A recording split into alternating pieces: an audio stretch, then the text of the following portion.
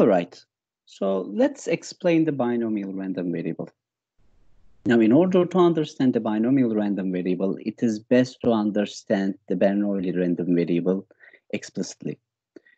Now, we are going to repeat the Bernoulli experiments many times. And in each of these repetitions, the Bernoulli experiments are going to be independent from each other. So suppose now we are repeating a Bernoulli experiment n times independently from each other. And each of these Bernoulli experiments will result with a success with probability p and a failure with probability 1 minus p, okay? So imagine we are not going to take a penalty shot only once. We are going to take 5 repetitions of penalty shots. So the total number of successes that occur in these n trials is called a binomial random variable. So the value that we are interested in, the random value that we are interested in these random experiment repetitions is the total number of successes. Now, if you consider the least possible value for the total number of successes is 0. So in these n repetitions of Bernoulli experiments, you can observe no success at all. But it is also possible that you can observe all of them to end up with success. Therefore, the total number of successes in these n repetitions and trials can take any integer value between 0 and n. Now, the probability of observing exactly x successes out of these n trials. So how do we compute this probability? In these n repetitions of Bernoulli experiments, what is the probability of observing exactly x successes? Now, we know that these Bernoulli experiment repetitions are independent from each other. And the probability of observing x independent successes is p to the power x. So why? Because these Bernoulli experiments are independent from each other. And the success probabilities are p. And if you want to observe x successes, because of the independence between these experiments, the probability is going to be p to the power x. So the probability of having x successes at the same time is the product of their respective probabilities due to the independence among each other. Now, with the same reasoning, we can say that observing the remaining experiments as failures, so the remaining experiments are n minus x experiments. So observing failures in each of these n minus x independent experiments is 1 minus p to the power n minus x. However, these x successes in n trials may come in any order. So first x of them can be a success, or the last x of them can be a success, or we can observe exactly x successes, but within any order. So in how many different ways we can observe x successes among n Bernoulli experiment repetitions? So we need to consider and choose x different permutations here, okay? So which x of these n tries are going to end up with success? So how many different ways we can answer this question and choose x many times? So therefore, if we intend to calculate the probability of having exactly x successes in these n trials, we need to multiply p to the power x for the probability of x successes and 1 minus p to the power n minus x for the probability of failures. And because these successes can come in any order in these n repetitions, we need to multiply this probability with and choose x. Now, this is the probability mass function representation of a binomial random variable. A binomial random variable can take any value between 0 and n, where n is the size parameter, which is the number of repetitions of the Bernoulli experiment. And each experiment ends up with success p. Okay, so this random variable can take any value between any integer value between 0 and n, and the remaining At remaining real values, the probability mass values are equal to 0, and this is the probability mass function as we have described in the previous page. In this case, we say x is a binomial random variable with size parameter n, and the size parameter can only take positive integer values because you can repeat a Bernoulli experiment how many times at a positive integer many times. And the success probability p. These are the two parameters of a binomial random variable or a binomial distribution. And with different assignments to the size parameter or the success probability, we get a different binomial random variable. We express the fact that x is binomially distributed with this notation. X is binomially distributed with size parameter n and success probability p. Now we know that for a probability mass function, the sum of positive probability masses must be equal to 1. Now we know for the binomial random variable, the probability masses, positive probability masses, we can observe for integer values between 0 to n. And by plugging in all values from 0 to n to the probability mass function formulation and summing them up, we'll end up with a total of 1. So how? Actually, we have seen about this in the first chapter under the name of the binomial theorem. So binomial theorem states that for any two values, the nth power of their summation, where n is a positive integer value, can be expressed as a binomial sum. So in this case, p to the power x times 1 minus p to the power n minus x multiplied with n choose x. If we sum these formulation for the plug-in values of x from 0 to n, we are going to get p plus 1 minus p, the first term plus the second term, to the power n. And the first term and the second term here obviously is equal to 1, and 1 to the power n is always 1. So this binomial theorem shows us the probabilities in the probability mass function of the binomial random variable will always sum up to 1 for any positive integer assignment of n or any success probability defined in the unit interval. So let's solve a question about binomial random variables so we can understand how to use this model. The probability that a patient recovers from a delicate heart operation is 0.9. What is the probability that exactly 5 of the next 7 patients having this operation will survive? Now, the question starts by describing a Bernoulli random variable first. It says, so the patient recovers from a delicate heart operation with 0.9 probability. So recovery is a success in this case. And the success probability in this Bernoulli experiment is 0.9. And it says, what is the probability that exactly 5 of the next 7 patients having this operation will survive? Now, there will be 7 repetitions of this Bernoulli experiment, of this heart operation. The question does not provide the fact that these 7 heart operations are independent from each other. However, we can assume that there is an independence between these heart operations. And the question asks us this probability. What is the probability that exactly 5 of the next 7 patients having this operation will survive? Now, we need to model the random variable x as a binomial random variable because there will be 7 repetitions of a Bernoulli experiment, and each Bernoulli experiment ends up with a success of 0.9. And in that case, the total number of successes in these 7 repetitions will be a binomial random variable. So we say x, the capital X, is a binomial random variable where the size parameter equal to 7, which is the number of heart operations we are going to observe. And P is the success probability, the recovery probability in each heart operation. And we assume independence between these operations. The desired probability is the probability of this random variable being equal to 5.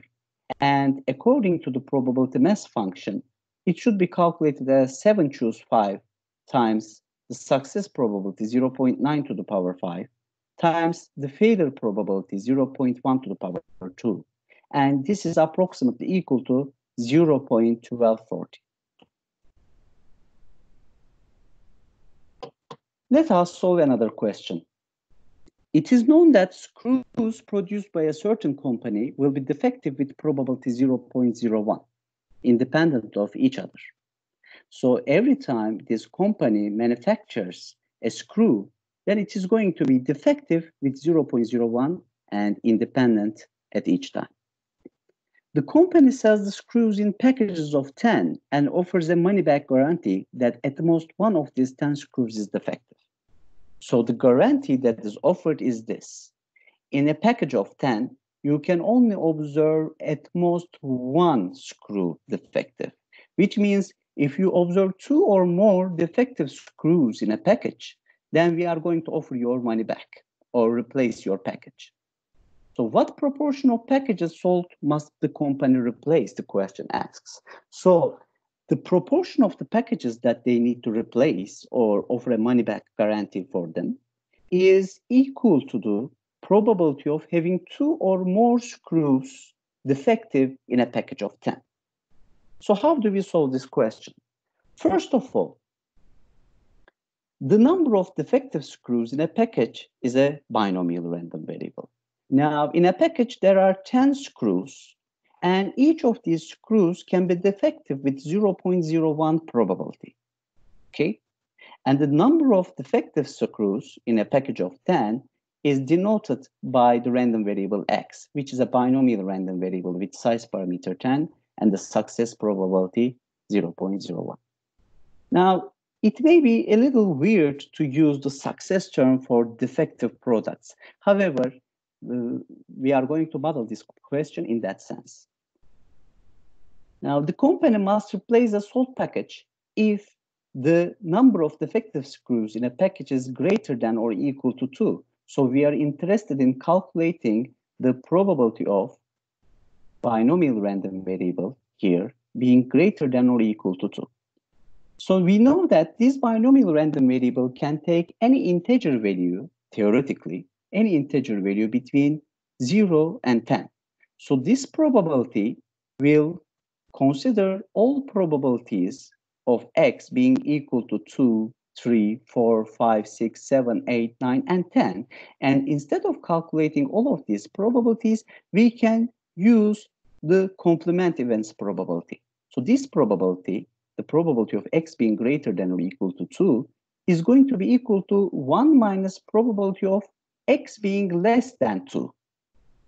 And x being less than 2 is equivalent to x being less than or equal to 1 because this random variable can only take integer values.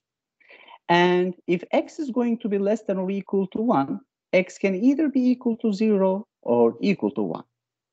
Therefore, we calculate these two probabilities and subtract these two probabilities from 1 to calculate the probability of x being greater than or equal to 2.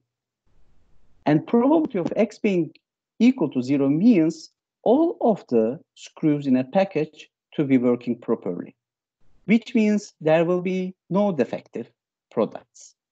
And this means with 0.01 to the power 0, there will be 0 defective products, and 0.99 to the power 10, there will be 10 properly working screws. And 10 to 0 is a coefficient written here, but it is not going to affect at all. For the second probability, we say that there should be exactly 1 defective screw in a package of 10, and it can be defective with 0.01 to the power 1 probability, and the remaining 9 should be properly working with 0.99 to the power 9, and the multiplier in front of these is 10 choose 1, okay? Because this defective can be any of the 10. And when we calculate these two probabilities and subtract them from 1, as here, we get 0.0042, which means the probability of having 2 or more defective screws in a package of 10 is 0.0042, which means only 0.42% of the packages must be replaced. So the offered money-back guarantee is not actually a serious issue, okay? Because only out of 42 of, well, I guess not 1,000. So we should say in 100 package, there should be 0.42% of the packages defective, which means in a package, in a 1,000 package, we can observe approximately 4 packages to be offered with a money-back guarantee. Now, let us calculate the expected value of a binomial random variable. So if we have a binomial random variable with size parameter n and success probability p, then the expected value is going to be calculated with this formulation. So for all possible values for that random variable to take from 0 to n, these values should be multiplied with the respective probability mass values and summed up. Now, we need to convert this to the final result, and we are going to explain every step here. First of all, if you choose x being equal to 0 in this summation, because of the multiplier x here, this term will not be effective in the summation. Therefore, this summation can be taken from 1 to n. So we exclude the case where x is equal to 0 in the summation. Now, as x changes from 1 to n, we can expand and choose x as n factorial divided by x factorial times n minus x factorial. And we have a multiplier x here. Now, as you see, there's a p to the power x here. And for the assigned values of x, there will always be at least one p in this power operation. Okay, so one of these p is going to be a common multiplier which can get out of the summation. And similar to that, there's an n factorial here, and we can write n factorial as n times n minus 1 factorial, and n can get out of the summation again as a multiplier. So there remains n minus 1 factorial in the numerator here.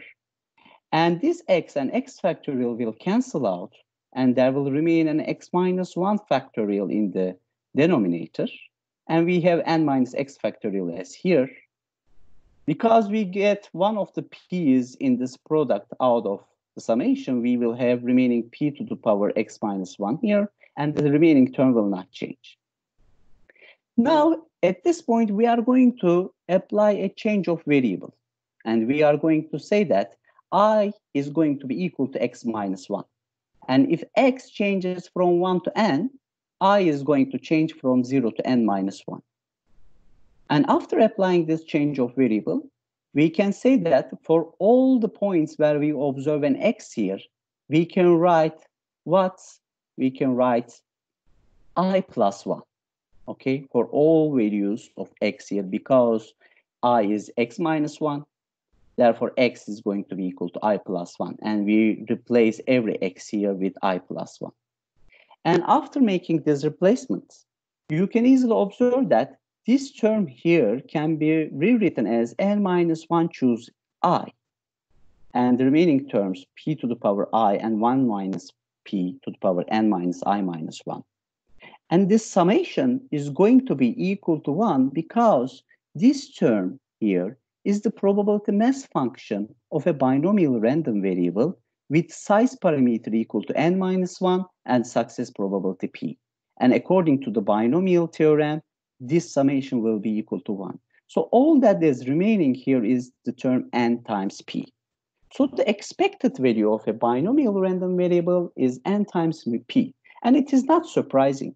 Why? Because we are repeating these Bernoulli experiments n times, and p proportion of these Bernoulli experiments will end up with success. This means the average value of successes that we are going to observe will simply be n times p. And we can also compute the variance of a binomial random variable, okay? And the variance is computed by first computing expected value of x squared. Now, as we have explained in the previous slide. We can make some tricks to convert this summation into this form.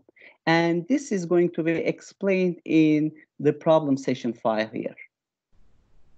So we leave the practice of this conversion to calculate expectation of x squared to the student. And once we compute expected value of x squared, we subtract the square of the expectation from that to get the variance of x. And the binomial random variables variance can be computed as n times p times 1 minus p.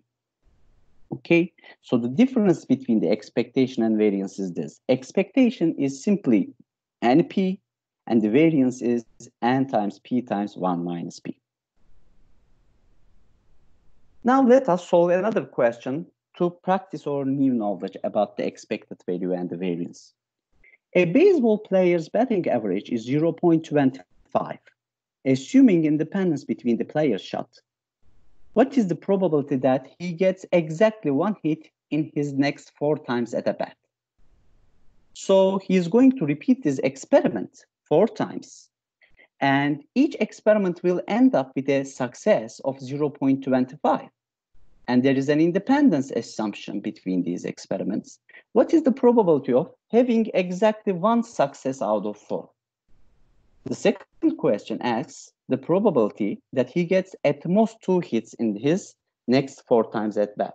So the probability being asked here is having at most 2 hits, which means he can have 0 hit, he can have 1 hit, he can have 2 hits, but no more than 2 hits. What is the expectation and variance of the number of successful hits in this next 4 times? So this is the final question about the expected value and the variance. Now, let's focus on here. The number of successful hits he's going to observe in 4 independent shots is going to be modeled by a binomial random variable. This guy is going to repeat the batting experiment 4 times independently, and each time the batting probability is 0.25. Now, this is going to be a binomial random variable, and the first part of the question asks the probability of x being exactly equal to 1, exactly hitting once. And this is going to be success probability to the power 1, which is 0.25 to the power 1, and the failure probability 3 over 4, 0.75 to the power 3. And we can choose in this many ways, for choose one different many ways, the successful batting among the 4 trials. And the probability here is going to be 27 over 64. And for the second part of the question, the probability of the event that is being asked is having at most 2 hits in this 4 times bat. So the probability of the successful hits being less than or equal to 2. And we can compute this probability by summing all probability masses starting from 0 up to 2. Probability of having no hit, probability of having exactly 1 hit, and probability of having exactly 2 hits. So as we have computed the probability mass value at 1, we can compute it at here. And for the remaining probability masses, all we need to write 0 and 2 in place of the x in the probability mass function. So in this case, for example, the probability of having exactly 2 hits is 0.25 to the power 2 for the success probabilities, and 0.75 to the power 2 for the failure probabilities, and 2 successes in 4 trials can come in 4 choose 2 different permutations. These 3 probability mass values calculated here will sum up to 243 over 256, which is approximately equal to 0.9492, which is quite large. And the expected value of the number of hits that this baseball player is going to have is basically NP, because we have modeled the number of successful hits with a binomial random variable, and it is going to be 4 times 0.25, that is equal to 1. So if he tries betting for 4 times and the success probability is 0.25, on the average, you would expect only one of them to be successful. And the variance of this random variable is formulated as n times p times 1 minus p. In this case, 4 times 0.25 times 0.75, it is going to be equal to 0.75.